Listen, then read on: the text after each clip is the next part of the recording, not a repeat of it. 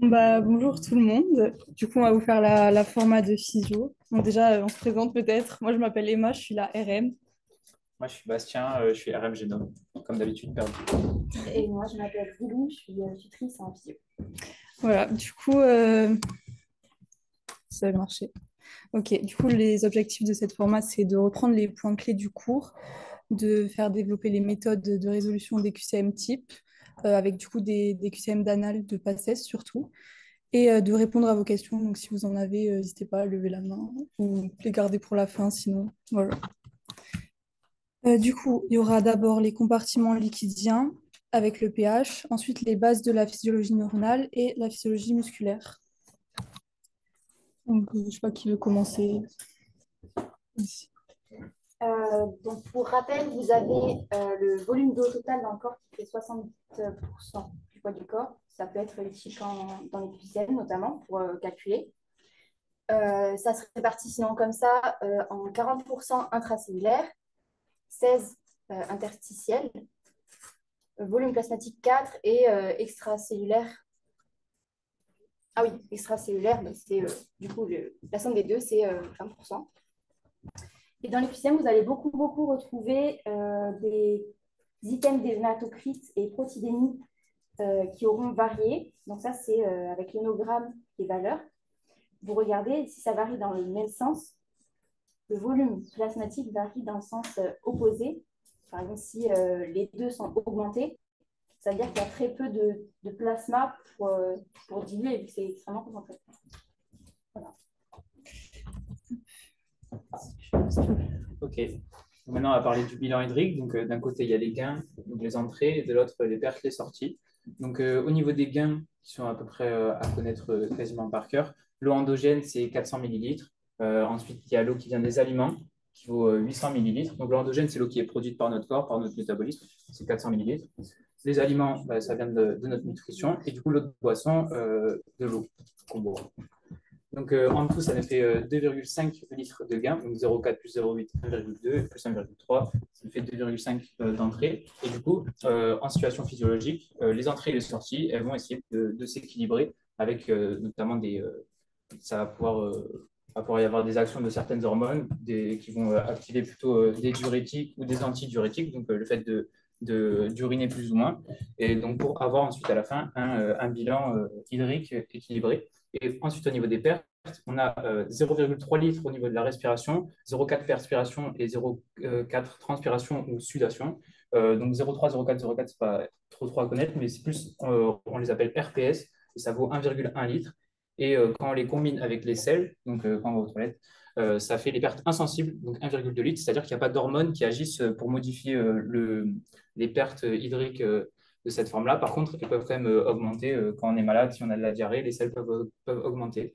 Et donc, ces pertes insensibles, donc RPS plus sel, ça fait 1,2 litres. Et ensuite, l'urine va venir s'adapter. Donc là, si on a 2,5 litres de gain, il faut que l'urine, pour avoir un bilan hydrique équilibré, il faut que les urines elles fassent 1,3 litres. Donc, pour avoir à la fois 2,5 litres de gain et de perte. Et donc, les urines, elles peuvent, notamment grâce à des hormones comme l'aldostérone, qui vont réabsorber du Na+ au niveau du rein, ça de diminuer la quantité d'eau dans les urines. Voilà. Donc, en gros, il y a plein de choses qui peuvent changer la quantité d'urine. Donc, maintenant, on va parler du coup des pressions osmotiques. Donc, la pression osmotique totale, il y a une très bonne formule pour la calculer. C'est 2 fois la natrémie plus la glycémie plus l'urémie. Et donc, c'est tout le temps ça. Il n'y a pas de piège dessus. Il ne faut juste pas oublier la glycémie et l'urémie. Ce n'est pas juste 2 fois la natrémie, c'est bien 2 fois la natrémie plus la glycémie plus l'urémie. Ensuite, on enlève la glycémie et l'urémie pour calculer la pression osmotique efficace. Donc, parce que les autres, on considère qu'elles ne sont pas efficaces en réalité, mais on les compte quand même dans la pression osmotique totale. Et du coup, cette pression osmotique efficace, c'est 2 fois le Na+. Et du coup, le Na+, en conditions physiologiques, c'est 140 millimoles par litre ou millimoles par kilogramme. Et du coup, si on fait 2 fois ça, notre pression osmotique efficace normale, elle est de 280 milliosmoles par kilogramme. Mais s'il y a un diabète, en fait, on ne peut plus négliger le glucose. Donc la glycémie, c'est surtout si elle est supérieure, du coup, largement supérieure à 1 gramme par litre ou environ je sais pas, 10 millimoles par litre. Ça sera évident en QCM quand on essaye, enfin, quand le professeur essaye de vous piéger et qu'il vous met une glycémie beaucoup trop élevée, il vous mettra, normalement, c'est environ 5 millimoles par litre. Et donc, il va vous mettre un truc du type 15, 20, 25. Donc, c'est évident que c'est plus élevé. Et donc, s'il y a un diabète, la quantité de glucose, elle est plus négligeable. Et du coup, on va rajouter le glucose au calcul de la pression osmotique efficace. Du coup, maintenant, les œdèmes qui tombent pas mal en QCM. Donc, ce qu'il faut savoir dessus, c'est que la pression déjà hydrostatique capillaire, ça va être la pression exercée par l'eau du sang sur les parois des capillaires. Et elle va pousser l'eau hors des capillaires. Donc, en conditions physiologiques, du coup, elle est normalement négative. Mais quand il y aura des œdèmes, ça va changer, du coup. Et après, la pression oncotique capillaire, c'est la pression exercée par les protéines du sang sur la paroi des capillaires. Et elle, au contraire, elle va retenir l'eau dans les capillaires. Et du coup, là, il y a le petit schéma qui ressemble au schéma du prof dans le cours. Voilà, avec les pressions PC et PIC, c'est les pressions oncotiques. Et I, c'est hydrostatique. L'hydrostatique, c'est le P majuscule. Ouais. Hydrostatique, P majuscule, et le pi, c'est oncotique. Oui, pardon, j'ai dit quoi? Je sais Ouais. plus, Ok, je me suis trompée. Bon, du coup, les facteurs favorisant la formation d'œdème, qui sont importants à savoir pour les QCM, du coup. Déjà, vous avez l'augmentation de la pression hydrostatique capillaire, la baisse de la pression oncotique capillaire, l'augmentation du coefficient d'ultrafiltration capillaire et l'obstruction des vaisseaux lymphatiques. Donc, voilà. Donc, en QCM, par exemple, le prof, il peut vous sortir des hypoprotidémies beaucoup. Donc, il peut vous dire il y a une perte d'albumine au niveau rénal. Donc, dans les urines, on perd beaucoup d'albumine. Ça va faire une hypoprotidémie. Et s'il y a moins de protéines, ça veut dire qu'il y a il y a moins d'action sur la pression oncotique. Donc, la pression oncotique capillaire qui va vraiment de l'interstitium vers le capillaire, donc qui permet une réabsorption plus élevée. S'il y a une hypoprotidémie, elle est inférieure. Et du coup, ça favorise plutôt la filtration dans l'autre sens, c'est-à-dire du capillaire vers l'interstitium. Donc, c'est pour ça qu'une hypoprotidémie, c'est très souvent retrouvé en QCM.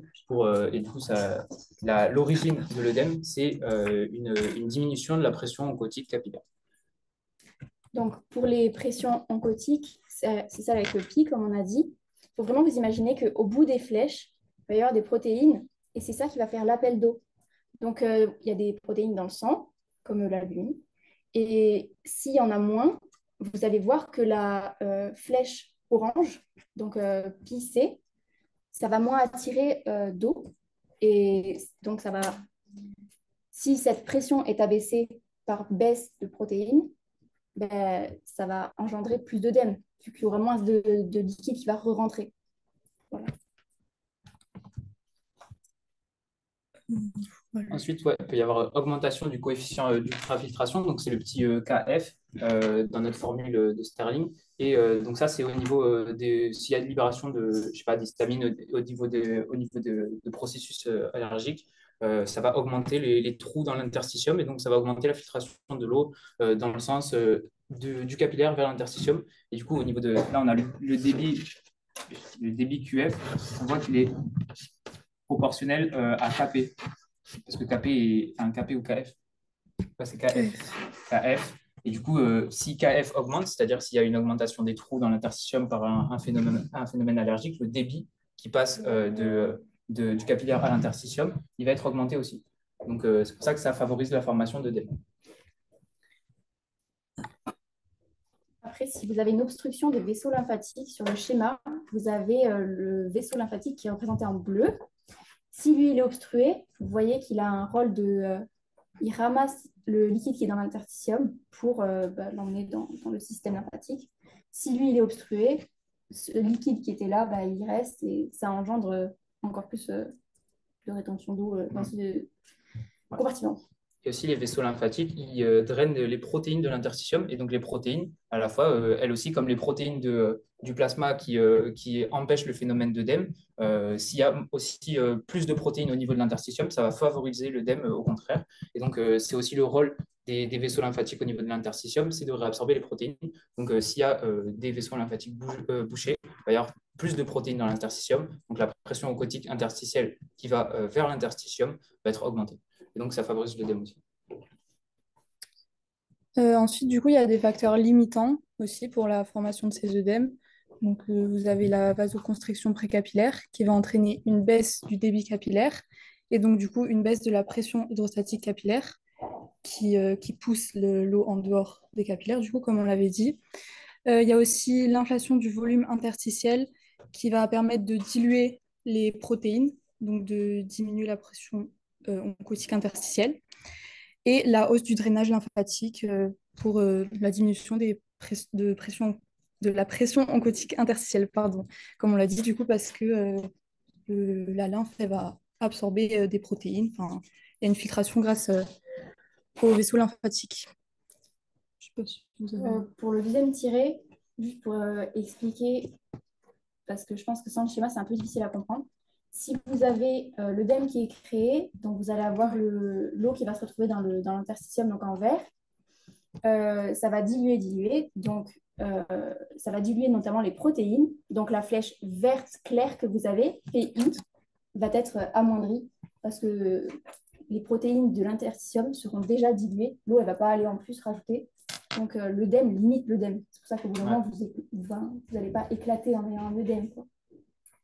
Ouais, c'est pas un cercle vicieux, il y a quand même des mécanismes automatiques. Et aussi, grâce à l'arrivée d'eau dans l'interstitium, de base, l'interstitium, c'est plutôt un gel. C'est pour ça qu'on dit qu'il développe en conditions physiologiques, la pression hydrostatique de l'interstitium, elle est négative, parce que c'est un gel. Du coup, sa pression que développe l'interstitium est négative. Et du coup, quand il y a beaucoup d'eau qui arrive dans l'interstitium, ce gel, il va s'hydrolyser, enfin, il va devenir aqueux. Et donc là, la pression, elle va changer de signe et elle va redevenir positive. Et du coup, une pression hydrostatique interstitielle, elle va pousser l'eau, comme le capillaire qui pousse vers l'interstitium. La pression hydrostatique interstitielle, elle va pousser l'eau vers le capillaire et donc ça limite aussi l'œdème. Là, c'était la flèche verte foncée.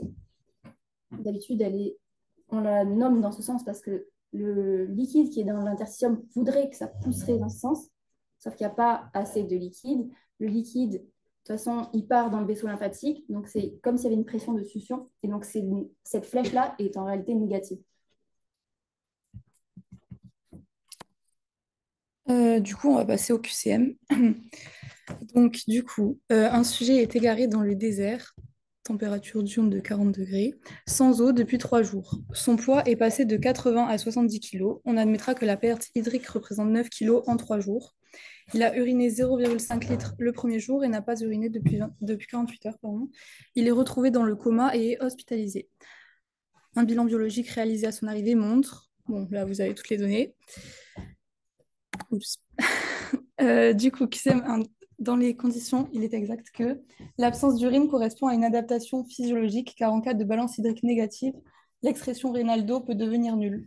Vous pensez que c'est vrai? Enfin, qui pense que c'est vrai déjà? Qui pense que c'est faux? Ouais, bah, c'est faux du coup. Ouais. Il y a vraiment un minimum physiologique, c'est 500 ml, on a oublié de le dire. Mais du coup, c'est pour ça que les urines elles peuvent être grandement modifiées, donc elles peuvent être très élevées si on boit beaucoup, enfin s'il y a beaucoup d'entrées. Et par contre, elles ne peuvent pas être en dessous de 0,5 litres dans une situation physiologique. Donc vraiment, c'est...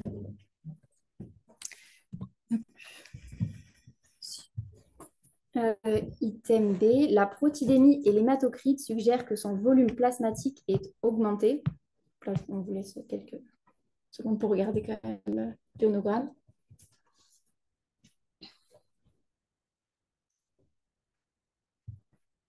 La protidémie et l'hématocrite, elles sont plutôt augmentées ou diminuées leur valeur par rapport aux valeurs de référence? Augmentées, ouais. Augmentées, et du coup, s'il y a augmentation de ça, donc la protidémie, ça mesure la concentration des protéines, et l'hématocrite, la concentration en volume des globules rouges. Donc, s'il y a une augmentation de cette concentration, c'est-à-dire qu'il y a une diminution du volume plasmatique. Et donc, en effet, ça ne suggère pas que le volume plasmatique est augmenté, mais plutôt qu'il est diminué. Voilà, vraiment, l'hématocrite et la protidémie, en fait, c'est des concentrations. Donc, concentration, c'est quantité sur volume. Donc, la concentration et le volume, ils évoluent dans un sens opposé. Donc, c'est pour ça que hématocrite et protidémie, ça évolue dans un sens opposé au volume plasmatique. Il faut vraiment que les deux elles soient augmentées. Là, s'il y en a une seule qui est augmentée, on ne peut pas vraiment conclure. Voilà. Les deux, à chaque fois, il faut regarder les deux en même temps. Item C, donc son osmolalité plasmatique totale calculée est de 348 millimoles par kilogramme. Donc, du coup, je ne sais pas si vous avez d'ailleurs fait les QCM. Est-ce que vous les avez préparés ou pas? Est-ce qu'il y en a qui les ont peu préparés? Pour qu'on sache si on vous laisse du temps pour réfléchir. Ok, bon, ben, allez-y du coup.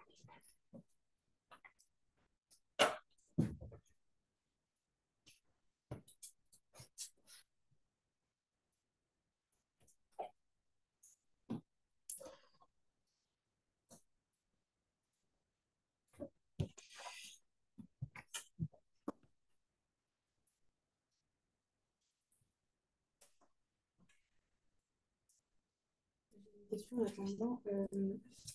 On dit que la diurèse, elle est de 0,5 litres par jour, Ça, c'est le minimum. le minimum. Oui. Mais donc, c'est juste en cas physiologique. Et donc là, quand on dit qu'il n'a pas uriné pendant 48 heures, c'est parce que c'est pas dans le cas physiologique. En fait, Vas-y. pour moi, c'était que à partir du moment où ça passait dans la vessie, c'est compté comme diurèse, pour autant, c'est pas sorti. Donc, Ouais. s'il n'a pas uriné, pour autant, en fait, ça peut pas remonter. Enfin, si ça remonte, ça va s'infecter et tout.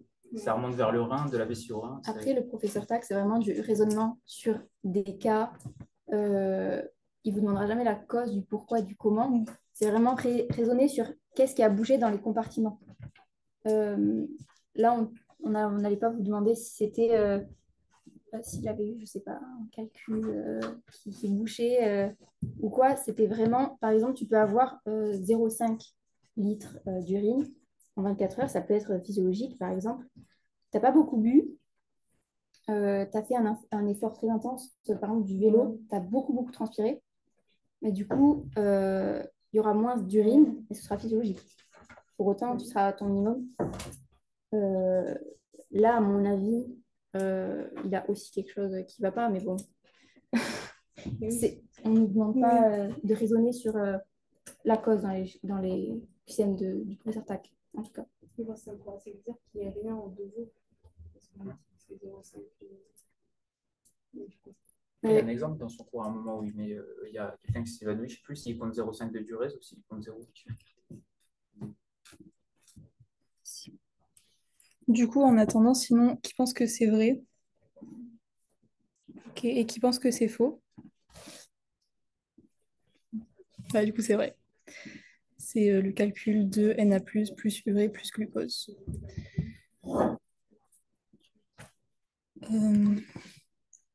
Item D, son osmolalité plasmatique efficace calculée est de 345 millimoles par kilogramme.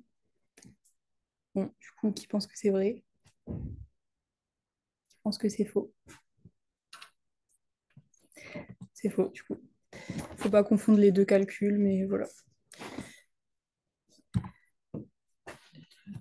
Au-delà de 350 millimoles par kilogramme, sa survie sera menacée, entre autres, du fait de l'impact cérébral de l'hyperosmolalité. Juste, déjà, il faut savoir que le prof, moi, je pensais qu'il faisait le piège là-dessus, mais il ne fait pas de piège du tout sur les unités. Parfois, il vous dit des osmolalités en millimoles. Il y a vraiment, il ne fait pas de piège sur les unités, il juste les têtes en l'air, mais il s'en fiche. Voilà, je sais pas si je vais dire ça. Donc, il pense que c'est vrai. Plutôt vrai, plutôt faux. À un moment, il vous a donné un exemple en cours qui disait que, en gros, quand on boit de la bière, il ne faut pas juste boire de l'eau en plus, parce que c'est encore pire, parce qu'on va vraiment. Ah non, non, je prends le mauvais exemple. Donc, avec l'hyperosmolalité, ce qui va se passer, c'est que l'eau va sortir des cellules et les cellules vont être asséchées. Donc, sa survie sera menacée en effet. Donc, ça peut être la même chose au niveau de l'hypoosmolalité. Là, c'était l'exemple qu'il donnait. En fait, si on boit énormément d'eau, tout le Na+, en l'occurrence, va être très dilué. Donc, on va être en hypoosmolalité. Et là, par contre, c'est au niveau dans les cellules vont être très riches en eau et elles vont comprimer un peu les capillaires qui se trouvent au niveau du cerveau. Et là aussi, ça a un très gros impact sur le cerveau et on peut en mourir. Donc, ouais, à la fois l'hyperosmolalité et l'hypoosmolalité, c'est hyper dangereux. Pour la réponse pour les urines, un patient dans le coma, il a compté les urines produites. Donc, ouais, ou alors, non, il se fait pipi. Potentiellement. Ouais. Oui, donc pour ça, pour moi, c'est. Après, on peut dire c'est pathologique ou physiologique, on n'a pas la réponse Ah du ouais, prof, il Ouais. répondra jamais et il ne posera jamais de questions dessus. Donc, Là, du coup, il y a marqué au-delà, ça veut dire que vous prenez en compte qu'en dessous, si c'est entre 300 et 350, il sera pas en danger. euh, Si, si. Parce que du coup, les limites, c'est 300, c'est 280-300. C'est dans le premier cours, je crois, les limites de la survie, quoi. Mais non, là, c'est pas du tout un piège, le au-delà de 350. ouais, si on vous dit au-delà de 350, tant que ça c'est vrai, enfin là il prend j'ai l'impression qu'il prend une valeur assez évidente, genre Ouais. 350 c'est hyper élevé. Et oui, ça veut pas dire pour autant qu'en dessous de 350 ça va, ou que 350 c'est la limite, non. C'est Mais juste, ouais, il c'est juste demande si pour, au-delà, est-ce que c'est dangereux? Oui. exagérer, pour avoir une grosse valeur, parce qu'il met toujours des valeurs un peu éloignées pour pas faire de pièges comme ça, quoi. Du coup, un patient de 20 ans présente un syndrome néphrotique depuis une semaine. Il s'agit d'une maladie rénale caractérisée par une fuite urinaire massive de protéines, en particulier d'albumine. Depuis 48 heures, alors qu'il a bu et mangé de façon habituelle, il a pris 3 kilos et présente d'importants œdèmes symétriques des membres inférieurs. Dans ces conditions, il est exact que l'apparition d'œdèmes des membres inférieurs et la prise de poids résultent d'une augmentation de volume du secteur interstitiel. Qui pense que c'est vrai et qui pense que c'est faux. Du coup, c'est vrai. C'est la définition d'un œdème, c'est un excédent de fluide dans le secteur interstitiel. Du coup, est-ce que sa pression oncotique capillaire, elle est diminuée? Ça, on nous dit une information hyper importante. Il a une maladie rénale caractérisée par une fuite urinaire massive de protéines. Donc, il aura une hypoprotitémie sûrement. Et ensuite, voilà, hypoprotitémie. La 48, c'est largement inférieur à 70. Donc, il a bien une hypoprotitémie. Et c'est vraiment la raison pour laquelle il a un œdème, parce que sa pression oncotique capillaire, elle diminue. À chaque fois qu'on vous présente un item comme ça et un QCM comme ça avec une fuite urinaire de protéines ou une fuite de protéines dans les selles, à chaque fois, c'est la pression oncotique capillaire qui est mise en jeu et qui est diminuée. C'est quoi la concentration? C'est quoi la protéine qu'on doit connaître intervalle? Euh, Ah. ouais, 72. Ouais, ça dépend des sources. Après, Normalement, il met les valeurs entre parenthèses. Je pense que ça, c'est parce que... Ah non, ça, c'est un TD modèle, d'accord. Bah, normalement, il met les valeurs, il me semble, dans les annales. Mais sinon, ouais, c'est autour de 70, je sais plus, mais c'est écrit dans le cours, normalement, Ouais. quelque part. Vraiment, les valeurs à apprendre, c'est celles qui sont dans le cours. Ouais. Pareil pour le pH aussi. Les valeurs, c'est celles qui sont dans le cours. l'augmentation de la filtration capillaire résulte principalement de l'augmentation de pression hydrostatique capillaire. Ou qui pense que c'est vrai et qui pense que c'est faux. C'est faux. Vas-y. L'augmentation de la filtration, comme on l'a dit, du coup, c'est à cause de l'hypoalbuminémie. Comme il y aura moins de protéines, on aura moins ce retour d'eau dans le sang. Et c'est pas du tout à cause d'une augmentation hydrostatique qui là serait, par exemple, si on a des stases veineuses dans les membres inférieurs, on ne marche pas, le sang il remonte moins au cœur. Ben là, par exemple, on aurait une augmentation de la pression hydrostatique parce que le sang s'accumulerait dans les vaisseaux. Là, c'est vraiment pas le cas, c'est à cause des protéines. Ouais, d'ailleurs, c'est plutôt, il y aura un mécanisme de réaction pour limiter l'œdème qui va être justement de diminuer avec une vasoconstriction précapillaire, de diminuer le flux dedans et du coup qui va diminuer la pression hydrostatique plutôt. Donc, elle augmente. S'il demeure couché à plat dos pendant une nuit, ces œdèmes des membres inférieurs migreront progressivement vers le dos et les lombes. Est-ce que vous pensez que c'est vrai ou que c'est faux? Ouais, c'est vrai. Du coup, les œdèmes ils vont dans les zones de plus forte compliance. Bon, là, on a écrit les zones les plus déclives, donc les jambes en position debout, le dos et les lombes lorsque on est à plat dos. C'est juste la gravité. Oui, voilà. l'augmentation de la pression hydrostatique interstitielle résultant des œdèmes tend à s'opposer à la filtration capillaire.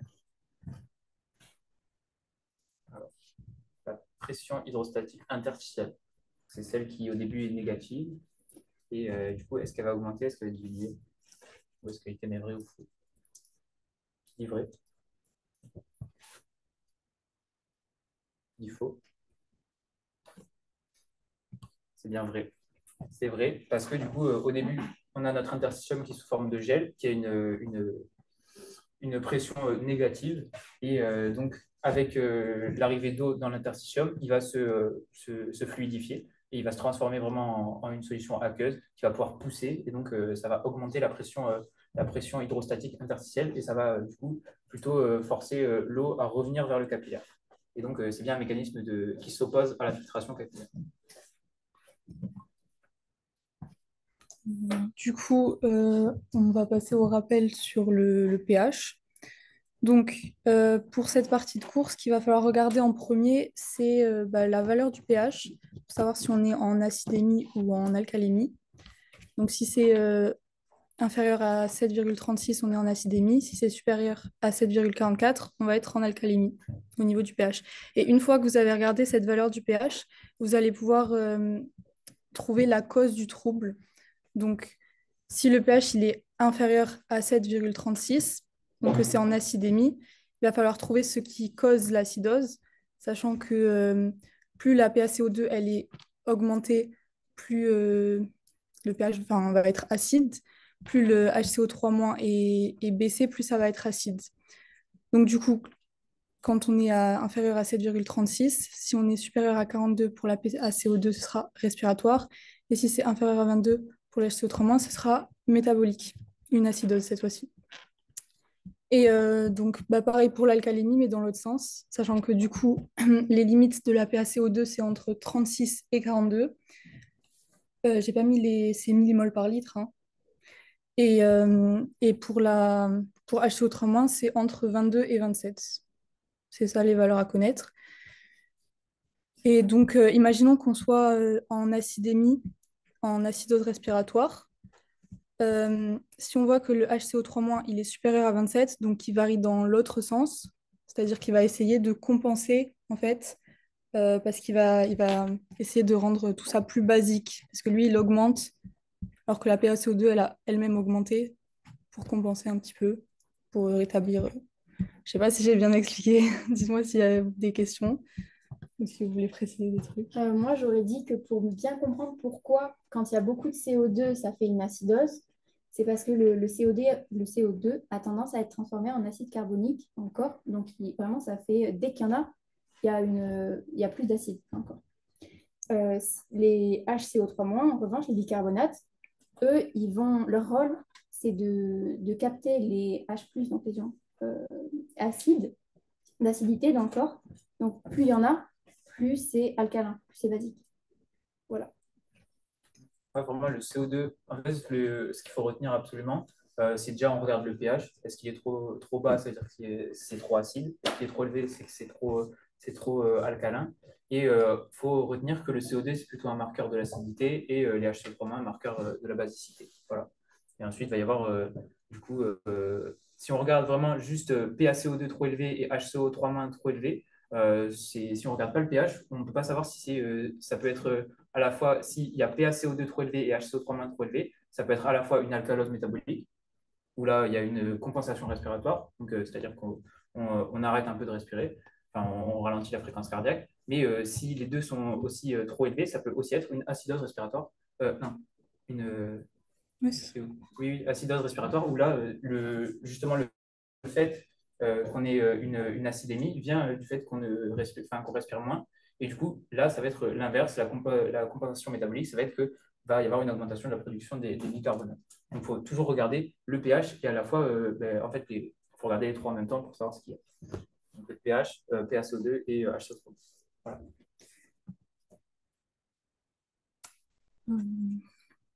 Et après, il donne une formule, le professeur Tac, à connaître. Parfois, il vous le fait calculer sous forme d'item. Le trou anonique est diminué. Bah, la formule à apprendre, c'est la concentration en Na moins la somme, et vous ne vous trompez pas dans les parenthèses, la somme des ions chlorure plus des bicarbonates. Vous avez la norme qui est à apprendre. Je crois qu'il ne la donne pas. Ouais. C'est à connaître. Oui, c'est à connaître. Et après, vous avez aussi des causes qui sont liées à l'augmentation qu'il faut apprendre, mais c'est plutôt de la logique, c'est-à-dire qu'il y a une accumulation d'ions. Et là, on vous donne des exemples. Donc, acide acétylsalicylique, acide acétique. Et il peut vous poser des questions comme on retrouve chez le patient un surdosage en corps cétonique. Donc là, il faut passer par le calcul du taux ionique et vous dites vrai ou faux selon s'il est élevé ou pas. Ouais, c'est supérieur à 15, mais en général, il vous pose pas une question ou il vous pose une question, enfin, un item du type le patient présente des anions indosés, et ensuite il vous met un 3 ionique de 15 milliequivalents par litre. Non, il fait vraiment à chaque fois un truc évident. Ouais. Il met genre 20 à 25. Il va pas mettre 15 pour là, vous savez pas trop, est-ce que c'est dans les normes, est-ce que c'est pas dans les normes. Donc voilà, le cas est connaître que c'est 12 plus ou moins 3. Et en fait, ce qu'on fait, c'est que dans une situation d'alcalose, d'acidose métabolique normale, donc qui ne sont pas liées à une quantité d'anions indosés, va y avoir les Cl- qui vont augmenter pour compenser la perte de HCO3-. Et donc ensuite, on va avoir du coup une différence entre les Na+, et les Cl- qui vont augmenter et les HCO3- qui vont baisser, du coup qui vont se compenser, qui va être toujours égal à 12. Et donc c'est grâce à la compensation, à l'augmentation des Cl-. Mais par contre, s'il n'y a pas augmentation des Cl-, c'est-à-dire qu'il y a d'autres anions qu'on a oubliés dans cette équation. Et donc, c'est parce qu'il y a de la présence d'autres anions. Par exemple, le classique, c'est l'acide acétylsalicylique. Donc, quelqu'un qui prend des médicaments et au bout d'une semaine, je sais pas, il fait un coma. Et c'est parce qu'il y avait des anions indosés, il a de l'acide, les acides qui sont des anions la plupart du temps. Enfin, tout le temps. Oui. Voilà. Et du coup, juste par rapport au QCM, du coup, si vous voyez qu'on vous demande si le 3 ionique est modifié, etc., en fait, le 3 ionique, il va bouger c'est que en cas d'acidose métabolique qu'on peut parler du 3 ionique. Donc déjà, si on vous dit, si vous êtes dans une acidose respiratoire, je sais pas, genre le 3 ionique, on s'en fiche. C'est que en cas d'acidose métabolique, pour aller plus vite en QCM. Donc du coup, les QCM maintenant. Une patiente de 80 ans qui prenait une automédication pour une fièvre depuis une semaine arrive aux urgences en coma superficiel sans signe de lésion neurologique. Un bilan sanguin montre toutes les valeurs. Donc dans ces conditions, il est exact qu'elle présente une acidose métabolique.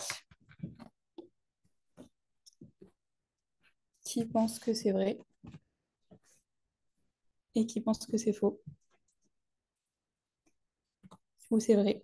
Parce que du coup, là, on regarde d'abord le pH. Le pH, il est baissé. Ensuite, on regarde du coup la PaCO2 et les bicarbonates. On voit que les bicarbonates, ils sont baissés, alors que la PaCO2, elle est augmentée. Non, elle est baissée aussi, je suis bête, pardon. Mais du coup, c'est parce que quand la PaCO2 elle baisse, ça va tendre plus vers la basicité, alors que les bicarbonates, ça tend plus vers l'acidité. Donc du coup, c'est les bicarbonates qui créent ce désordre, donc c'est une acidose métabolique. Ensuite, item B, il n'y a pas d'acidémie. Donc, qu'est-ce que vous en pensez? Là, les valeurs normales, c'est entre 7,36 et 7,44. Donc, là, évidemment, on est en dessous de 7,36. Donc, il y a bien une acidémie.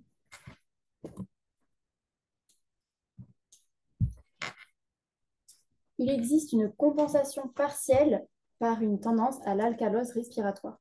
Donc l'alcalose respiratoire, c'est quand on veut que le corps soit plus alcalin. On se rappelle que les CO2, ça tend vers l'acidité dans le corps. Donc l'alcalose respiratoire, ce serait une baisse du CO2. À vous regarder. Du coup, c'est vrai, c'est inférieur à la norme. Le patient est très sûrement en train d'hyperventiler. Il va sortir vraiment beaucoup de CO2 pour en avoir moins dans le corps pour remonter le pH. Essayer de remonter le pH. C'est pour ça qu'on dit que c'est partiel. Vous voyez bien que le pH, là, il n'est pas revenu dans la norme.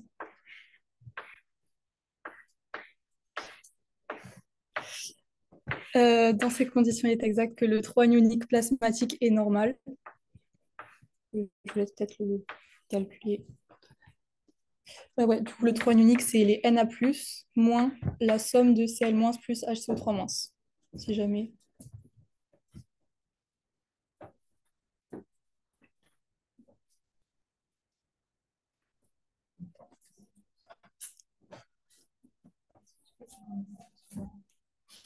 Ah, mais vous inquiétez pas, je vais dire. Je vais repasser. Du coup, déjà pour ça, qui pense Vérifiez. que c'est vrai et qui pense que c'est faux. Oui. Donc le 3 unique, ça fait 23. 23, vraiment par rapport à 15, ça va. Ouais. Pas trop de doute.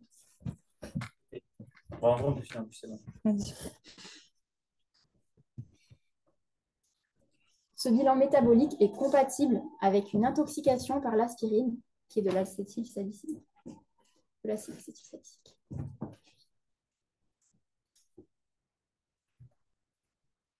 Je pense que c'est vrai.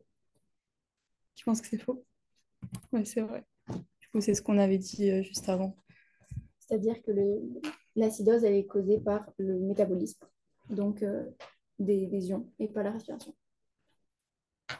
Ok.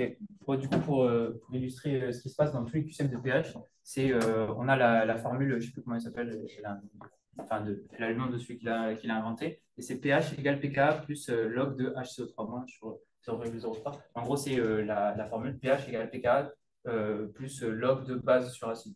Donc là, le couple, c'est HCO3- et acide carbonique, H2CO3, mais la concentration H2CO3, c'est égal à 0,03, ce qui est un coefficient qui ne nous intéresse pas trop là actuellement. Là, ce qui nous intéresse, c'est PaCO2, c'est le coefficient de solubilité dans le sang du CO2. Et là, PaCO2, du coup, c'est la pression partielle en CO2. Et on voit bien que pour que le pH reste constant, s'il y en a une qui augmente, l'autre va augmenter aussi de la même manière. Comme ça, s'il y en a une si les HCO3- augmentent ici, là, la PaCO2 va essayer d'augmenter aussi pour que là, toute cette fraction qui correspond à HCO3- sur 0,03 fois pression partielle en CO2, elle va essayer de rester constante. Si HCO3- augmente, PaCO2 va augmenter en réaction. Si HCO3- diminue, PaCO2 diminue en réaction aussi. Et du coup, ça va garder une fraction ici qui est constante. Donc, si c'est constant, il ne va y avoir aucune variation. Et donc, le pH, pas non plus, pK il reste constant. Si ça reste constant, le pH va rester constant aussi. Donc, c'est pour ça que s'il y en a une qui est modifiée, l'autre va bouger dans le même sens. Donc là, si on a les HCO3- ici qui sont baissés, on voit que là aussi la PaCO2 qui normalement est supérieure à 36, elle va être légèrement inférieure à 35. Donc les deux, elles évoluent dans le même sens à chaque fois dans des conditions normales et, où elles veulent essayer d'annuler les effets de l'autre sur le pH. Ben, ça évolue dans le même sens et on peut voir ça avec la formule.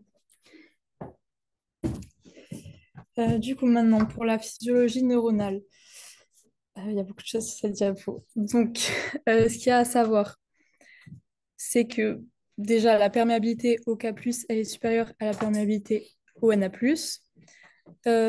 il y a bien plus de canaux K+, que de canaux Na+. Il y a les potentiels de repos de K+, et Na+, à connaître. Donc, moins 90 pour K+, 60 pour Na+. Ensuite, le potentiel de repos de la membrane, il est à moins 70. Et après, aussi, il faut savoir que ça, il y a des pièges dessus. Les liquides extracellulaires et intracellulaires, ils sont tous les deux électriquement neutres. Mais autour de la membrane, il y a plus de charge plus en extracellulaire et plus de charge moins en intracellulaire. Donc ça, il fait souvent des QCM dessus, je crois. Après aussi, les K+, ils sont en majorité en intracellulaire, les Na+, en extracellulaire, comme les Cl- aussi. Donc, du coup, ce schéma, il résume un petit peu tout ça. Voilà. Je ne sais pas si vous avez des trucs à rajouter. Mais Ensuite, du coup, le prof, à un moment, il vous présente une grosse formule qui vous dit qu'est-ce qui influe sur le potentiel de repos de la cellule. Et du coup, il y a deux ions principaux déjà, Na+ et K+. Et donc, les choses qui font monter la puissance de chacun des deux ions entre les deux, c'est si sa perméabilité elle est élevée. Donc là, c'est la perméabilité K+, elle est bien plus élevée, ce qui fait qu'au final, le potentiel de repos de la cellule va être va être plus proche du potentiel de repos de K+, que du potentiel de repos de Na+. Et aussi, si le gradient de concentration, on va en parler après, si le gradient de concentration il est plus élevé entre le Na+, ou entre le K+, ça va dicter un peu lequel a plus de puissance à la fin pour définir le potentiel de repos. Et du coup, là, c'est plutôt K+. On voit, c'est moins 70 par rapport à moins 90. Moins 70, c'est très, très éloigné des plus 60 du potentiel de repos de Na+. Et c'est parce que le K+, il a une perméabilité 30 fois plus élevée que le Na+. Donc, il est plus puissant.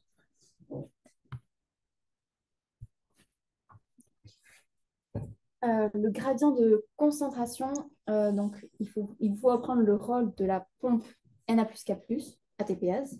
Elle utilise de l'énergie pour faire rentrer 2 K+ dans la cellule et faire sortir 3 Na+.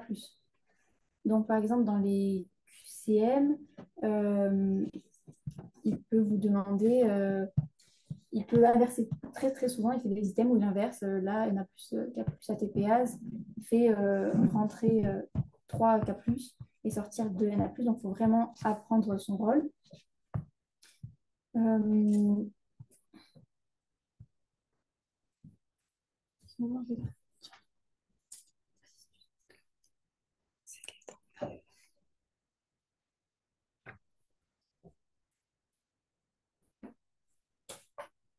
Si on augmente le gradient de concentration des ions, par exemple K+, et que donc par exemple en intracellulaire, il va être extrêmement nombreux, en extracellulaire, il va être très peu nombreux, il y aura un gradient de concentration très fort, il va vouloir vraiment sortir. Le potentiel de membrane, il va se rapprocher du potentiel de repos de l'ion concerné. Donc là, je vous parlais de K+. Ça va se rapprocher du coup du moins 90 qu'il y avait sur la diapo juste avant. Donc, plus on augmente le potentiel, le gradient de concentration du K+, plus le potentiel de repos membranaire est négatif et bas. Ouais, plus il diminue. Plus il diminue parce que le potentiel de repos du K+, c'est 90. Enfin, c'est moins 90. Donc, si on prend le cas du Na+, ça fait dans le sens inverse parce que un gradient de concentration de Na+, plus élevé, donc les valeurs normales, c'est 150 en extracellulaire, enfin 140, 150. Là, on a vu tout à l'heure, c'était 140. Donc, 140 ou 150. Et 15 millimoles par litre en intracellulaire. Et donc, si par exemple, on diminue la quantité de Na+ en intracellulaire, on met 5 à la place de 15, ça va faire une augmentation du gradient de concentration. Du coup, il va être plus puissant dans l'équation pour déterminer le potentiel de repos. Et donc, vu que son potentiel de repos à lui, c'est plus 60, on va se rapprocher de plus 60. Donc, le potentiel de repos de la cellule va augmenter. Et ça va déterminer plutôt une cellule plus excitable. Plus excitable parce que quand vous imaginez la courbe, il vous a montré la courbe avec l'excitabilité de la cellule, etc. Quand vous imaginez le 0 ici, plus on se rapproche du potentiel du Na+, donc vers le positif, admettons qu'ici on est le potentiel de membrane, de repos, on aura moins besoin de fournir de changements d'ion, d'excitabilité de la cellule pour atteindre le 0 et être excité. Alors que si on est vraiment très très bas, il va vraiment falloir y aller pour exciter la cellule. Voilà. J'arrive pas à comprendre comment un potentiel il peut être négatif. Ça, c'est de l'électricité. Donc ça, c'est parce que on prend notre référentiel, c'est dans la cellule. Et au niveau de la membrane cellulaire, à proximité, il y a plus de chargement par rapport à l'extérieur. Du coup, c'est pour ça qu'avec ce référentiel, on dit que le potentiel il est négatif parce qu'il y a des charges moins à l'intérieur, des charges plus à l'extérieur. Ça répond à ta question de négativité. Mais... C'est pour ça que quand ça te dépolarise, tu as beaucoup d'entrées de cations, donc d'ions chargés positivement. Et donc, vu que tu rajoutes des charges de plus, ton potentiel de repos il va changer de signe et il va devenir positif. Parce que là, cette fois, il n'y a plus une majorité de charges moins à proximité, mais des charges plus qui viennent de rentrer. Vraiment, qui dit moins dit par rapport au secteur où on se place, il y a plus de chargements à proximité. Pour reprendre avec le schéma de l'exstabilité avec le seuil à moins 55, je pense, à tête reposée. Du coup, maintenant pour les QCM, euh, soit un modèle à deux compartiments intra- et extracellulaires séparés par une membrane contenant une Na plus K plus ATPase, des canaux de fuite K plus et des canaux de fuite Na plus. La concentration de Na plus est de 150 en extracellulaire et de 15 en intracellulaire, tandis que la concentration de K plus est de 5 en extracellulaire et de 150 en intracellulaire. Dans ces conditions, le potentiel de membrane est stable à moins 70. Toutes choses étant égales par ailleurs, il est exact que la valeur absolue de la différence de potentiel transmembranaire augmente si la concentration extracellulaire de K plus diminue. Je pense que là, il faut que le jour de l'examen, vous fassiez un schéma. Mais après, dans ces conditions-là, c'est vraiment les conditions habituelles. Oui. Donc, plus de K plus en intra, plus de Na plus en extracellulaire. Et on vous demande, faites vraiment attention, la valeur absolue de la différence de potentiel. Donc, d'habitude, c'est moins 70. Du coup, la valeur absolue, il faut prendre 70. Hein. Et ça va être la variation, donc l'augmentation de la valeur absolue. Donc, si vous descendez votre potentiel à, par exemple, moins 90, la valeur absolue va augmenter. Parce que du coup, la valeur absolue sera 90. Il faut faire vraiment attention à ça, il faut inverser le raisonnement. Ouais. Vu que là, on est sur des potentiels négatifs, la valeur absolue, elle prend le positif. Donc, ça va marcher dans le sens inverse. Si on vous dit que on cherche ce qui va diminuer la valeur absolue du potentiel, c'est ce qui va augmenter finalement le potentiel en réalité. Enfin, la valeur relative, quoi, avec un moins. Bon, du coup, qui pense que c'est vrai et qui pense que c'est faux? Du coup, c'est vrai. Donc, le gradient de concentration de K+, il va augmenter. Ça va augmenter l'impact du K+, sur l'équation qu'on avait vue avant, et abaisser le potentiel de repos de membrane. Donc, du coup, vu qu'on parle de valeur absolue, c'est augmenté. C'est pour ça que M. Cussac, à un moment dans son diapo, il met vraiment un diapo où il met hypokaliémie, hypocalémie, enfin il met hypocalémie, hypercalémie. Donc s'il y a hypocalémie, c'est le cas qu'on a là, concentration extracellulaire de K+ qui est diminuée. Donc ça veut dire que le gradient il est plus élevé, donc le potentiel transmembranaire il est diminué, il se rapproche de moins 90. Donc là on est sur une cellule qui est moins excitable, parce qu'il faut aller chercher plus loin. Et on reviendra sur la notion d'excitabilité après. Et du coup c'est pour ça qu'il dit hypercalémie, hypocalémie. C'est parce que ça augmente ou ça diminue le gradient de concentration. Ça augmente ou diminue le K+ extra. Ouais. C'est pour ça que quand on dit hypo ou hypercalémie, c'est dans le sang, donc extracellulairement. La concentration intracellulaire de K+ diminue. Donc, si on augmente, si on baisse le K+ en intracellulaire, on va avoir un gradient de concentration qui va être abaissé. Le K+, il aura moins envie de sortir. Donc, le potentiel de repos, il va être plus proche de 0. Donc, baissé. La cellule sera plus excitable. Et là, on est en valeur absolue.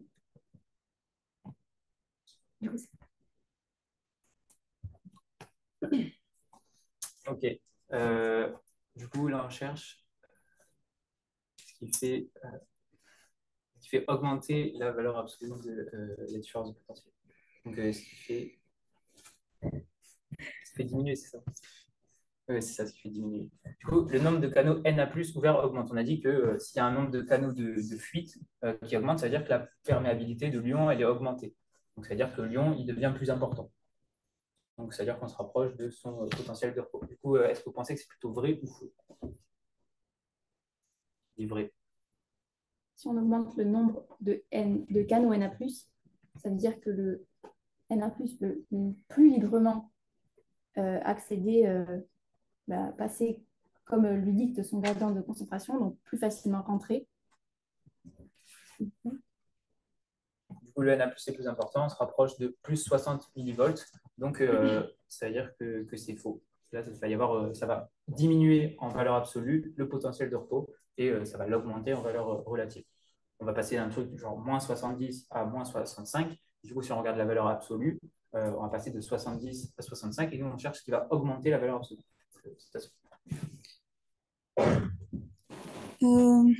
Le nombre de canaux K+ ouverts augmente. Donc, il est exact que la valeur absolue de la différence de potentiel transmembranaire augmente si le nombre de canaux K+ ouverts augmente. Qui pense que c'est vrai et qui pense que c'est faux? C'est vrai aussi. Donc, ça revient, je crois que c'était la question A, ça revient au même. Donc, c'est la même correction qu'on a mis. Donc, si on augmente la perméabilité relative des K+, on augmente le poids des K+ dans l'équation dont on avait parlé tout à l'heure. Et du coup, ça va abaisser le potentiel de repos de la membrane.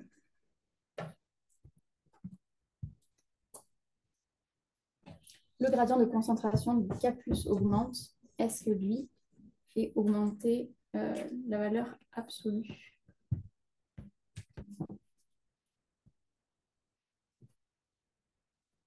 Qui pense que c'est vrai? Qui pense que c'est faux? C'est vrai.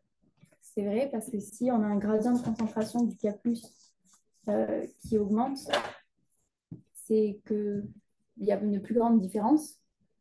Donc, le K+ a plus de poids dans l'équation. Et donc, on se rapproche de son potentiel de repos. Donc maintenant, là, il y a des rappels de cours sur les différents potentiels. On va essayer d'aller vite, je pense, parce qu'on a été un peu lent.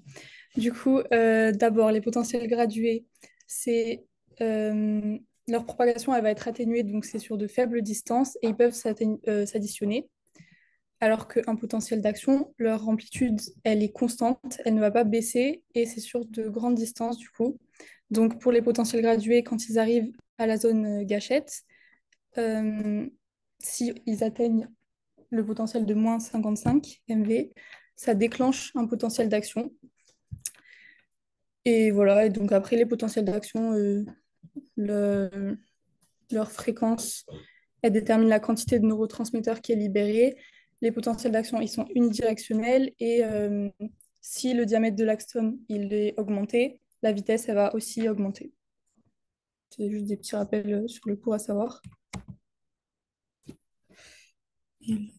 Là, vous avez un stimulus. Dans cette phase-là, on admet que le stimulus il atteint les moins 55, donc un potentiel d'action est déclenché. La première phase que vous avez en phase de dépolarisation, donc le trait vert, ça va être l'entrée du Na+, en intracellulaire, ce qui va faire changer de signe le potentiel de repos de la cellule qui va devenir positif parce qu'il y a un déséquilibre des ions. Et après cette phase, la cellule elle veut quand même revenir à un état électrique initial, donc ce qui fait que les K+ vont sortir en phase rouge de la cellule pour qu'on ait de nouveau ces ions qui soient séparés et un potentiel de repos qui redevienne négatif. Sauf qu'après, on se retrouvera avec le Na+ en intracellulaire et le K+ en extracellulaire, tout sera inversé. Et donc, pour que la cellule puisse être de nouveau excitée, il y aura la pompe, comme j'ai dit, Na+, K+ ATPase, qui va les réinverser comme en situation initiale. Voilà, c'est un peu ça que dit le schéma. Ouais, du coup, il y a notre potentiel d'action là. Au moins du moment où le stimulus dépasse le seuil de moins 55 millivolts jusqu'à la phase d'hyperpolarisation, enfin la fin de cette phase, ça regagne moins 70. Ça dure à peu près 3 millisecondes. Il y a une première partie, c'est la période réfractaire absolue, qui dure 1 milliseconde.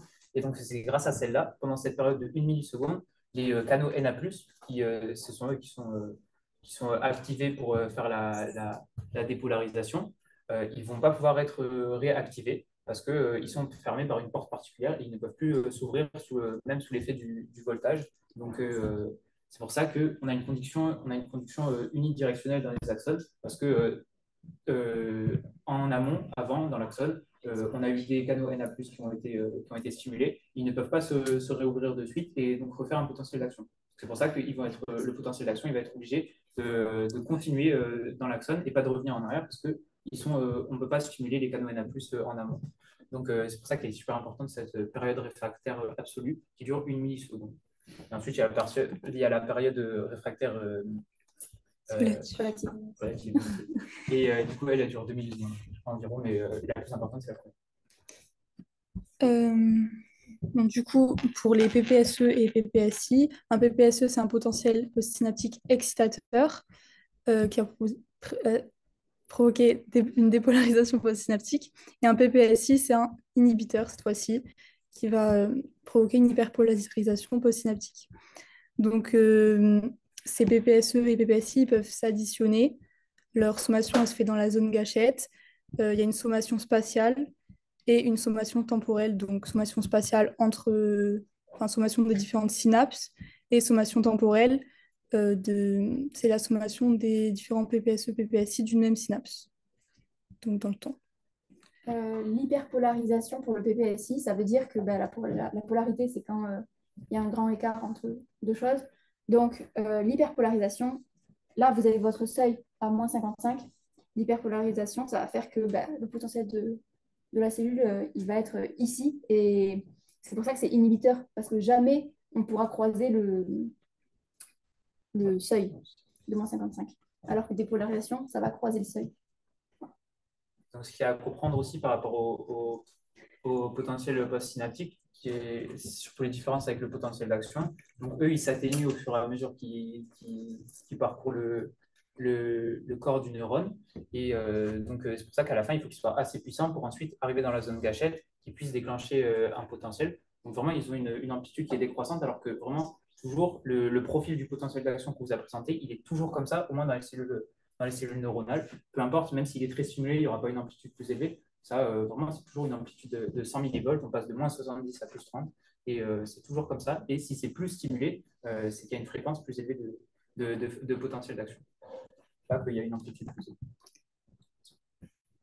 Du coup, pour les QCM, à propos du potentiel d'action neuronale, à la fin du potentiel d'action, la perméabilité membranaire aux ions K+, augmente de manière importante.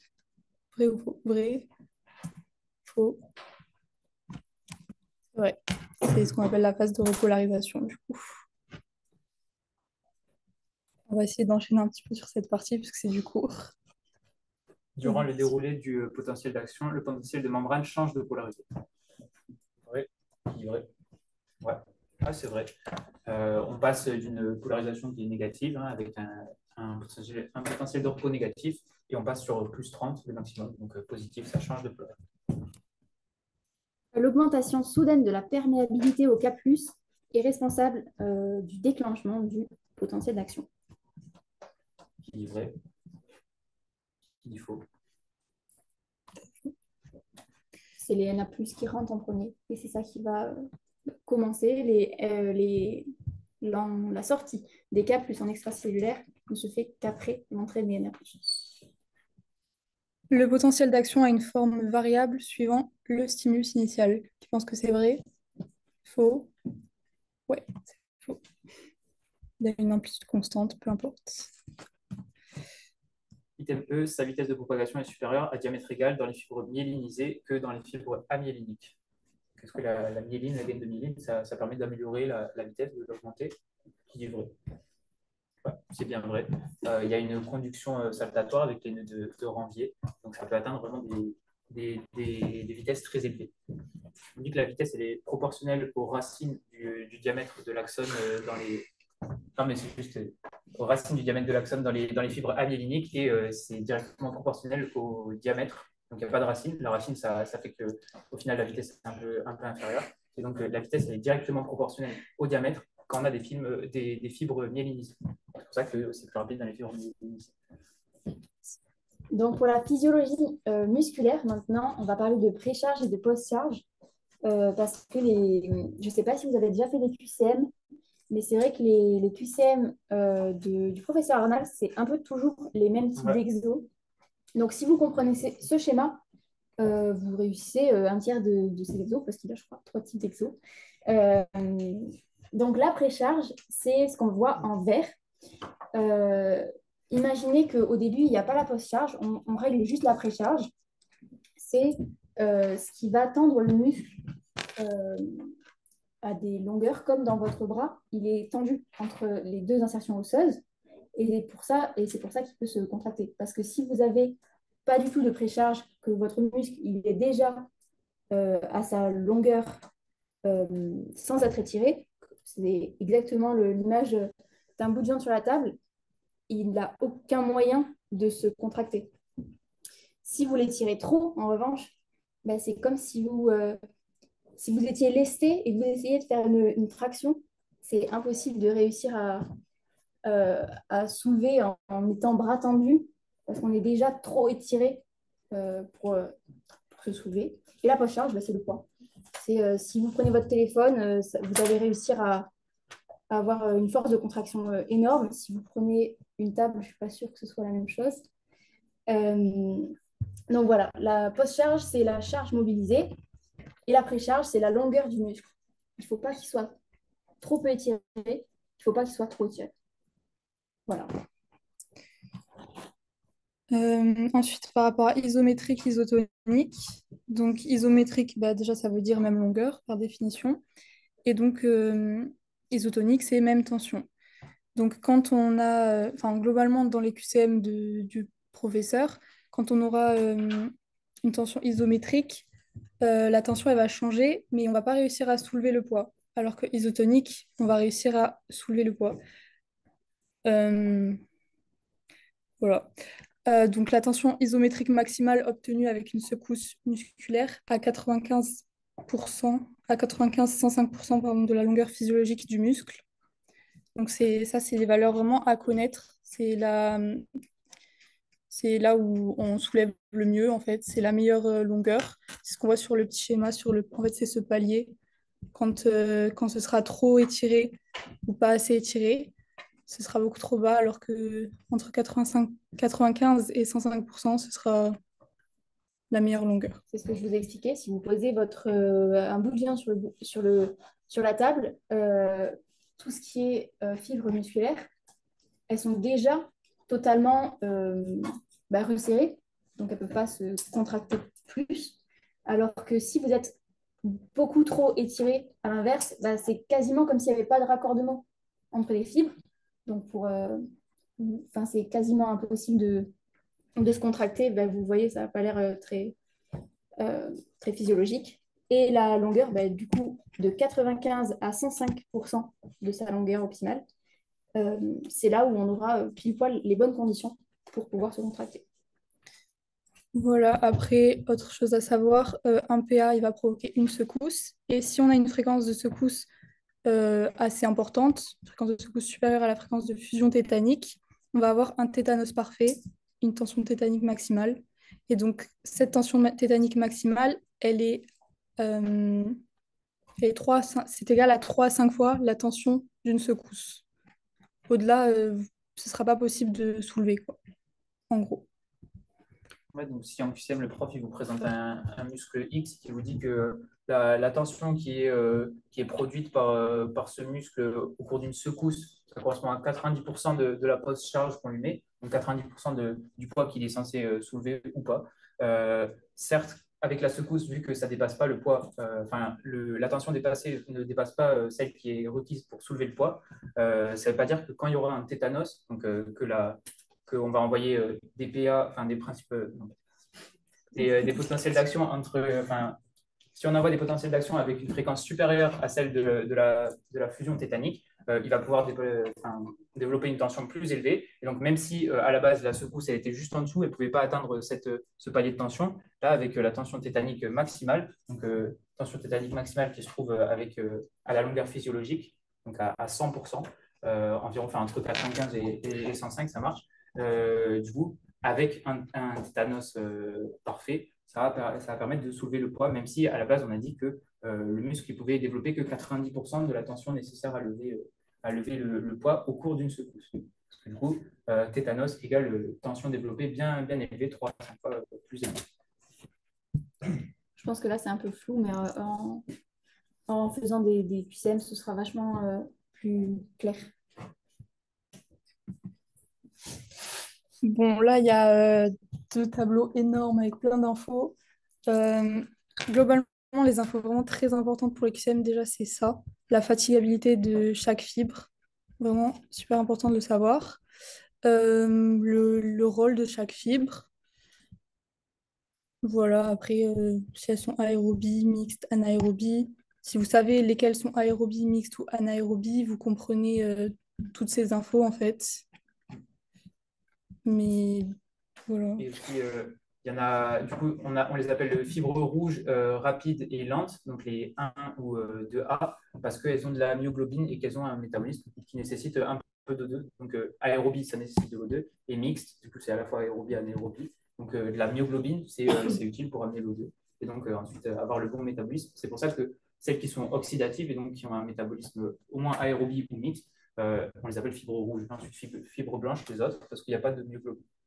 Et ouais, vraiment, la fatigabilité, le temps, c'est hyper important. On me dit qu'au bout d'une heure, enfin, je dis rien, 5 secondes.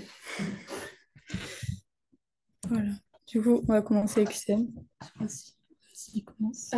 Donc là, ça va être, ne prenez pas peur, ça va être vraiment des gros énoncés, mais à chaque fois, c'est toujours le même texte. C'est pour vous dire qu'en gros, tout va bien au muscle.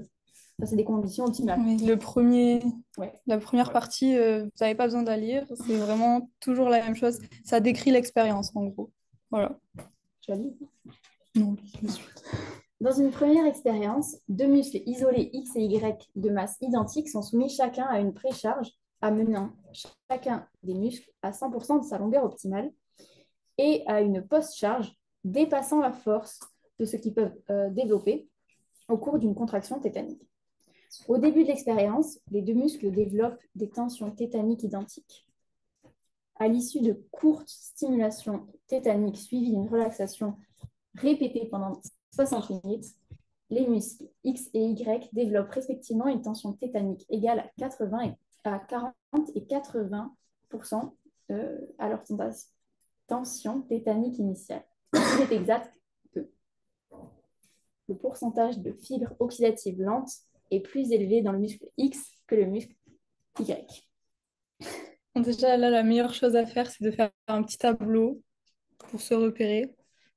C'est ce qu'on a fait dans la correction pour déterminer quelles sont les fibres, quel pourcentage on a de fibre 1 et de fibre 2, du coup. Voilà, bon, je n'ai pas envie de dire la réponse, du coup, mais en voyant tout ça, déjà, qui pense que c'est vrai? Non, ouais, tu veux le faire? Vas-y. Bah, du coup, alors, on a... bon, à l'issue de courtes stimulations tétaniques suivies d'une relaxation répétée pendant 60 minutes, les muscles X et Y développent respectivement une tension tétanique égale à 40 et 80% de leur tension tétanique initiale. Donc déjà, on a pendant 60 minutes.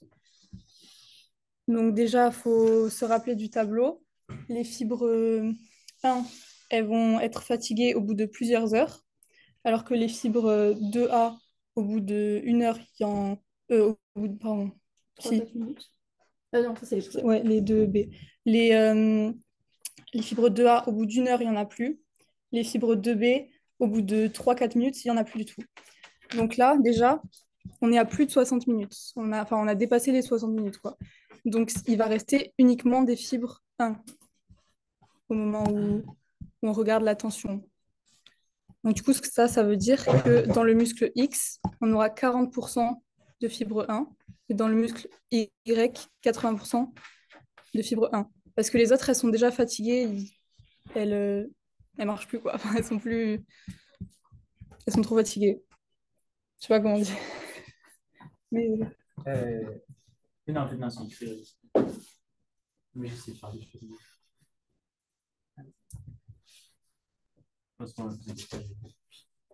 Donc là, pendant 60 minutes, comme l'a dit Emma, à la fin, il ne reste plus que les fibres 1. Donc 40 et 80%, c'est les fibres 1. Vous faites la 100 moins 40, vous avez les fibres 2 du muscle X. Et 100 moins 80, vous avez les fibres 2 du muscle Y. Voilà. Là, dans ce QCM-là, on vous faisait que calculer les 1 et les 2. Mais dans quasiment tous les QCM, il va vous faire calculer les 1, les 2A, les 2B. Et à chaque fois, il va vous mettre, au bout de 4 minutes, on est à 90%, par exemple pour 40. Donc, ça voulait dire qu'on n'avait perdu que 10% en 4 minutes. Ça voulait dire que les 2B, c'était ces 10%-là. Après, on vous disait, au bout de 60 minutes, il n'y en a plus que 40. Et là, il fallait faire 90 moins 40, c'est égal à 50. Donc, c'était les fibres 2A. Mais bon, je pense qu'avec l'entraînement, ça ce sera plus clair. Voilà. Après, moi, je trouve que souvent, il met des QCM juste avec les 60 minutes. Ah oui, ok. Je crois, mais je sais pas, mais Bon, déjà, la est-ce que même. c'est clair ou pas qu'au bout de 60 minutes, il n'y a que les 1, du coup 40%, 80%. Donc le pourcentage de fibres oxydatives lentes est plus élevé dans le muscle X que dans le muscle Y. Qui pense que c'est vrai et qui pense que c'est faux? Ouais, du coup, il y a le petit tableau ici. Le pourcentage de fibres oxydatives lentes dans le muscle X est inférieur à 25. Ben là, vous regardez vraiment votre tableau.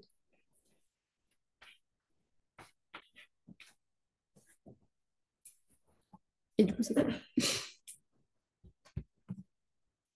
Pourcentage de fibres rapides, oxydatives ou glycolytiques. Donc ça, c'est juste les deux. Les glycolytiques, c'est les 2B et les oxydatives, c'est les 2A. Dans le muscle Y est inférieur à 30%. Donc là, on sait, grâce à l'indication qui nous dit qu'au bout de 60 minutes, il reste une tension qui est égale à 40-80%. Donc ça veut dire que toute la tension qui est développée, c'est seulement les fibres 1, parce que les 2A et les 2B sont toutes fatiguées au bout de 60 minutes. Et donc, à partir de là, on peut déduire dans le muscle Y la quantité de fibre 2, en sachant qu'il y a 80% de fibre 1 dans le muscle Y, qui a soit des fibres 1, soit des fibres 2. Donc, on peut faire la différence entre 100 et 80%. Ça nous donne 20% et c'est bien inférieur à 30%. C'est vrai. En moyenne, le diamètre des fibres musculaires du muscle X est inférieur à celui des fibres du muscle Y. Donc ça, c'était par rapport au tableau qu'on n'a pas détaillé, mais voilà. Bon, bah, du coup, c'est à savoir. Bon, du coup, c'est faux parce que c'est en fait les fibres 1, non, les fibres 2B, pardon, justement, elles auront elles seront plus grosses en termes de diamètre que les fibres 1 qui seront beaucoup plus petites. Donc c'est juste à savoir dans le tableau. En moyenne, les fibres musculaires du muscle X contiennent davantage de mitochondries que celles du muscle Y. Bon, ben là, soit vous l'apprenez par cœur le tableau, soit vous essayez de comprendre. Il y a deux teams. Du coup, il fallait retenir que les fibres qui ont le plus de mitochondries, c'est les fibres 1. Donc là, c'était faux, vu qu'on nous parlait des fibres 2.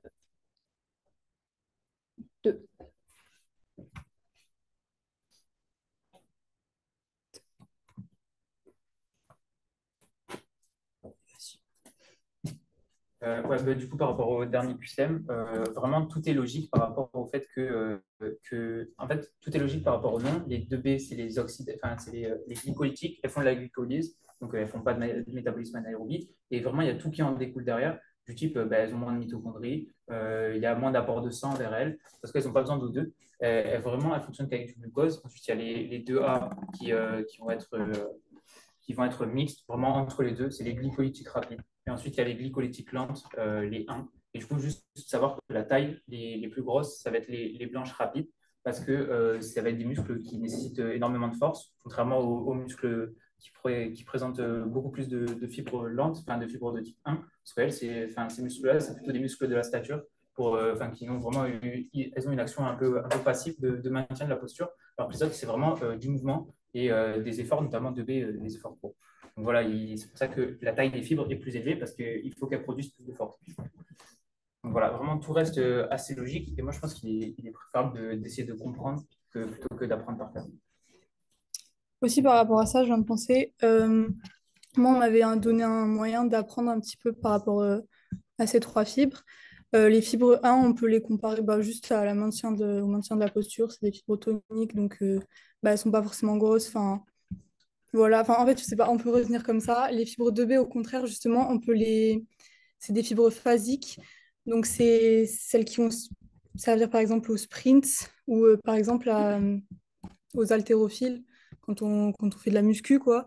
On a des muscles plus gros, du coup, enfin, moi, je retenais comme ça, en tout cas, du coup, pour savoir que vraiment, c'est des plus gros muscles qui se fatiguent très rapidement, au contraire de ceux-là qui tiennent très, très longtemps. Et bah, les fibres oxydatives rapides, c'est un peu au milieu, comme par exemple la marche. Ça se fatigue moins vite que celle-là, mais voilà, je sais pas trop. Ouais, il y a vraiment deux opposés, les fibres de haute, c'est en fait.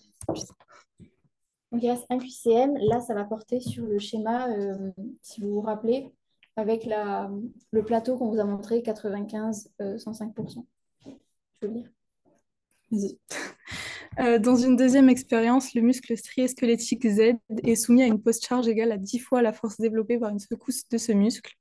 On enregistre en fonction du temps la tension développée en réponse à un stimulus électrique provoquant un potentiel d'action unique dans chacune des fibres musculaires composant le muscle. La contraction du muscle Z est successivement étudiée avec deux niveaux de précharge PC1 et PC2, amenant le muscle à respectivement 65% et 110% de sa longueur physiologique. Dans ces conditions, il est exact que la vitesse de raccourcissement au cours de cette expérience sera plus élevée avec la précharge PC1 qu'avec la précharge PC2. Donc, déjà, pour analyser ce QCM, à la première ligne, on vous apprend que le muscle ne pourra pas se soulever la post-charge, vu qu'elle est beaucoup trop lourde pour lui, 10 fois trop lourde. Donc, on est dans la situation, comme je vous ai dit, avec le graphe. Tracez-le sur la feuille. Je pense que ça peut être une bonne technique pour bien visualiser. On vous dit qu'on a la première précharge qui va amener à 65%. Donc, dans votre courbe, on est à peu près ici. Et 110, on est vraiment en haut, juste après le plateau. Voilà. Donc, après, je pense que c'est plus facile de répondre au QCM comme ça. Voilà, du coup, qui pense que c'est vrai? Qui pense que c'est faux? Il y a plus grand monde qui lève la main. Du coup, c'est faux. Bah, ça, c'est tout bête. On parle de la précharge et pas de la post-charge. Euh, et la vitesse de raccourcissement, en fait, c'est par rapport à la post-charge. C'est pas du tout par rapport à la précharge.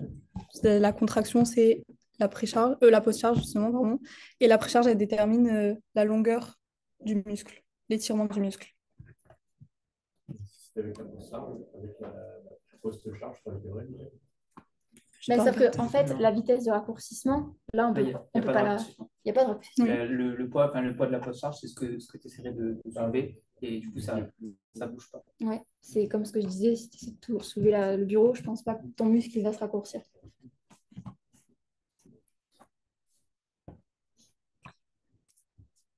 La tension développée avec la précharge PC1 en 65 correspond à la tension isométrique tétanique maximale.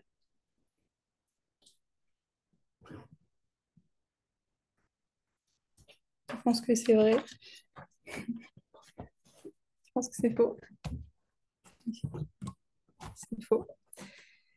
Donc, bah, la tension isométrique, isométrique tétanique maximale est atteinte à la longueur physiologique, donc entre 95 et 105%. Ça, c'est logique. La plus grande tension C'est 65. que le muscle puisse atteindre, c'est à sa longueur physiologique. Après, il sera trop faible. La précharge PC2 amène le muscle à proximité de sa longueur physiologique. Donc ça, c'est 110%, la précharge PC2, c'est 110%. Est-ce que c'est proche de la longueur physiologique du vrai? Ouais, ça a l'air vrai. Si le muscle était soumis à une précharge PC1 plus PC2, la tension active développée augmenterait. C'est vrai ou c'est faux? Qui dit vrai et qui dit faux? C'est faux. En fait, faut regarder ce schéma. Si on prenait une précharge PC1 plus PC2, ça ferait 65 plus 110, ça ferait 175 et c'est beaucoup trop parce que la meilleure tension, on l'obtient entre 95 et 105 à ce plateau. Il faut bien se rappeler de ce schéma dans sa tête que vraiment ça monte et après ça redescend. Donc si on augmente trop, ce ne sera pas mieux. Au contraire, ça va redescendre aussi parce que ce sera trop étiré. Oui, pour rappel, quand vous aviez le pivot, le schéma avec le pivot, si vous accumulez les deux précharges, c'est quand même deux poids. Donc, si vous accumulez deux précharges, ça va vraiment faire basculer le pivot dans ce sens, avec le poids là, et le muscle il va vraiment être beaucoup trop étiré. Donc, il ne va pas pouvoir avoir de tension tétanique qui ira bien. Ouais. En vrai, il faut imaginer ça. Là, c'est pas exactement ça, mais on peut imaginer ça sous forme d'une cloche qui est vraiment symétrique. Et donc, plus on s'éloigne, peu importe d'un côté ou de l'autre, plus ça nous désavantage. C'est-à-dire que plus le muscle il va être dans un état désavantageux où il va développer une tension moins élevée. Donc là, on voit qu'à 175%, on est éloigné de 75% de notre longueur physiologique, de 75%. Et alors, de base, on était soit à 65%, donc éloigné de 35%, 70%, donc pas trop loin de la longueur, on n'était pas trop mal. Donc là, 175, mais vraiment, c'est encore pire. C'est pour ça que là, ça peut être la réponse mécanique à ce type de stimulation électrique porte le nom de secousse musculaire.